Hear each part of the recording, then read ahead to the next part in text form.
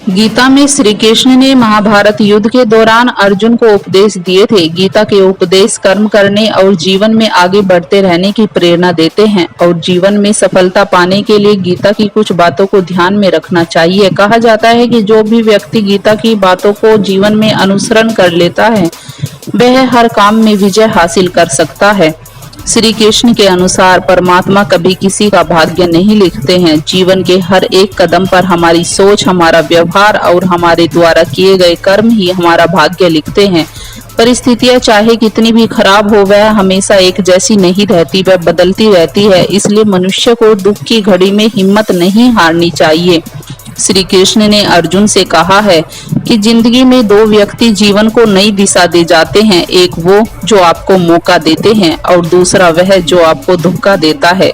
गीता के अनुसार ईश्वर कभी भी किसी व्यक्ति के साथ नाइंसाफी नहीं करता है, वह व्यक्ति को केवल वही देता है जिसके वह लायक है। जब भी हिम्मत टूटे तो एक बात हमेशा याद रखना, चाहे कोई आपके साथ हो या ना हो, पर ईश्वर आपके साथ है और हमेशा साथ रहेंगे। उन लोगों के सामने हमेशा खुश रहो जो आपको पसंद नहीं करते, क्योंकि आपकी खुशी उन्हें चैन से जीने नहीं देगी। किसी के साथ कुछ गलत करने के बाद अपनी बारी का इंतजार जरूर करें, क्योंकि समय के पास हर किसी के कर्मों का हिसाब है। चमत्कार उन्हीं के साथ होता है जिनके मन में विश्वास होता है।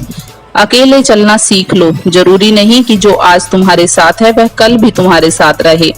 अगर कोई व्यक्ति आपसे जलता है तो इसमें उसकी गलती है, आपकी नहीं, बल्कि यह तो आपकी काबिलियत है कि जो उसे जलने पर मजबूर कर रही है। मनुष्य अपने दुख से ज्यादा दूसरों का सुख देखकर ही दुखी होता है। जरूरत से ज्यादा सोचकर हम ऐसी समस्या खड़ी कर लेते हैं जो असल में कभी थी ही नहीं। विश्वास के साथ प्रार्थना करो, भगवान आपको वह सब देंगे जो आपने दिल से मांगा है। भरोसे में सावधानी भी आवश्यक है, क्योंकि कभी कभी खुद के दांत भी जीभ को काट लेते हैं। अगर किसी को कुछ देना है तो आप उसे अपना अच्छा वक्त दो, क्योंकि आप हर चीज वापस ले सकते हैं मगर किसी को दिया हुआ अच्छा वक्त वापस नहीं ले सकते। जिंदगी एक सफर है, इसे खुशी से तय करो। मानो तो मौज है, वरना समस्या तो हर रोज है। किसी भी व्यक्ति से अत्यधिक लगाव हानिकारक है, क्योंकि लगाव उम्मीद की ओर ले जाता है और उम्मीद दुख का कारण बनती है।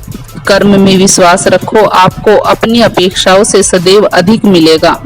लोग आपको जरा सी बात पर छोड़ देते हैं और श्री कृष्ण जरा सी प्रार्थना से आपका हाथ थाम लेते हैं। सबका वक्त कभी ना कभी जरूर बदलता है, इसलिए जरूरत है तो सिर्फ हमें वक्त के साथ चलने की। यह सोचकर ही कठिनाइयों से लड़ते रहो कि धूप चाहे कितनी भी तेज हो, वह समुद्र को सुखा नहीं सकती। संसार जरूरत के नियम पर चलता है। सर्दियों में सूरज का इंतजार होता है और इसी सूरज का गर्मियों में तिरस्कार भी होता है। आपकी कीमत तब होगी जब आपकी जरूरत होगी। सलाह देने तो हजारों लोग आ जाते हैं, लेकिन जब साथ देने की बारी आती है तो केवल भगवान आते हैं। झूठ, धोखा और बहाने आपको कुछ पल की खुशी देंगे, लेकिन इसकी कीमत आपको भविष्य में अवश्य चुकानी पड़ेगी। एक दिन शिकायत आपको वक्त से नहीं बल्कि खुद से होगी कि खूबसूरत जिंदगी आपके सामने थी और आप दुनियादारी में उलझे रहे। अक्सर शहद जैसे मीठे लोग ही मधुमक्खी जैसा डंक मारते हैं। घमंड के अंदर सबसे बुरी बात यह होती है कि वह आपको कभी महसूस नहीं होने देगा कि आप गलत हैं। परेशानियां जिंदगी का हिस्सा है। जिसने अपनी परेशानियों पर कदम रखा वह जीत गया, और जिसने अपनी परेशानियों को सर पर सवार कर लिया वह लुट गया। कल अवश्य अच्छा आएगा। आप केवल निस्वार्थ भाव से काम कीजिए और वही आपके हाथ में है। तुम्हें यह सीखना होगा कि इस संसार में कुछ कठिनाइयां हैं जो तुम्हें सहन करनी है। वे पूर्व कर्मों के फलस्वरूप तुम्हें अजय प्रतीत होती है। जहाँ कहीं भी कार्य में घबराहट, थकावट और निराशाएं हैं, वहाँ अत्यंत प्रबल शक्ति भी है। अपना कार्य कर चुकने पर एक और खड़े हो जाओ। कर्म के फल को समय की धारा में प्रवाहित हो जाने दो। अपनी शक्ति भर कार्य करो और तब अपना आत्मसमर्पण करो। किन्हीं भी घटनाओं में हतोत्साहित न हो। तुम्हारा अपने ही कर्मों पर अधिकार हो सकता है, दूसरों के कर्मों पर नहीं। आलोचना न करो, आशा न करो, भय न करो, सब अच्छा ही होगा। अनुभव आता है और जाता है।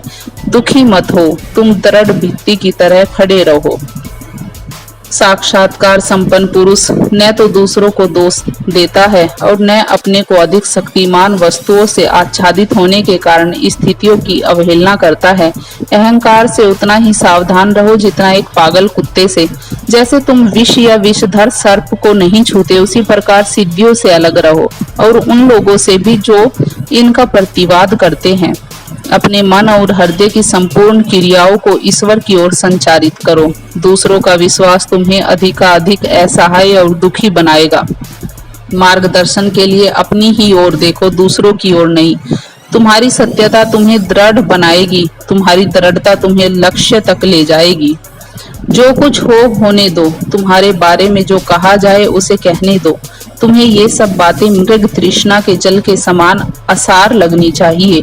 यदि तुमने संसार का सच्चा त्याग किया है तो इन बातों से तुम्हें कैसे कष्ट पहुंच सकता है। अपने आप की समालोचना में कुछ भी कसर मत रखना, तभी वास्तविक उन्नति होगी।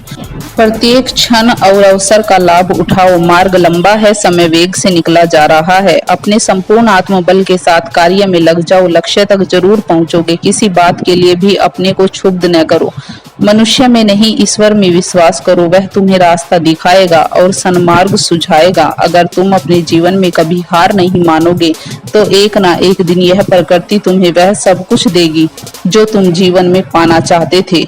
इसलिए हमेशा निष्काम भाव से कर्म करते रहो। ईश्वर आपको फल की प्राप्ति अवश्य एक दिन देंगे। अंत में मैं आपसे यही कहना चाहूंगी कि मनुष्य जन्म से नहीं बल्कि अपने कर्मों से महान बनता है। तो कीजिए कुछ ऐसा कि लोग भी आपके जैसा बनना चाहे। दोस्तों, उम्मीद है कि आपको यह वीडियो पसंद आई होगी। अगर वीडियो पसंद आई है तो वीडियो को लाइक और चैनल को सब्सक्राइब जरूर करें। धन्यवाद।